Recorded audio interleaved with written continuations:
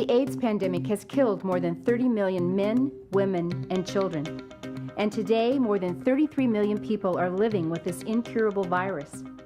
While exciting advances are on the horizon, there is still an enormous amount of work to be done in this fight. What can the average, ordinary church do about a global problem of this magnitude? Every church can do 6 things. C. Care for and support the sick. Churches are commanded to care by God. It is their calling, and love leaves no choice. The Bible says in 1 Thessalonians 5:14, "Comfort those who are frightened. Take tender care of those who are weak." It doesn't take any special training to love, but it does take commitment. H. Handle HIV testing and counseling. Everyone should know their HIV status and be tested at least once in their lifetime. Those at higher risk should be tested more frequently. There are 2 reasons to know your HIV status. If you're negative, stay negative. If you're positive, you can access care and treatment and avoid transmitting the virus to others. The Bible says in Proverbs 13:16, "Any sensible person acts with knowledge." U. Unleash a volunteer labor force. There will never be enough health professionals in the world to teach prevention, administer treatment, and offer care to those who need it. The local church is the answer.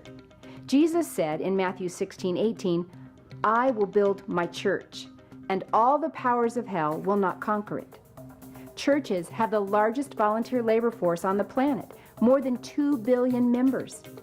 Imagine the difference in our world if this enormous, untapped pool of talent, energy, and compassion could be mobilized in the fight against HIV and AIDS. R. Remove the stigma. Churches must embrace people who are HIV positive by replacing rejection and alienation with mercy and acceptance. It is not a sin to be sick. We should never ask, "How did you get infected?" but instead ask, "How can we help you?"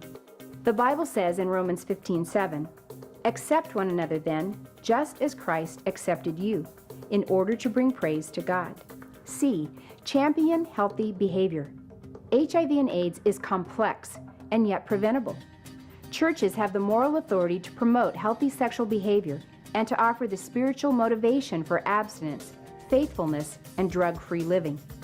Many churches offer Celebrate Recovery, a Christian 12-step program, to those struggling with alcohol, drug, and sexual addiction.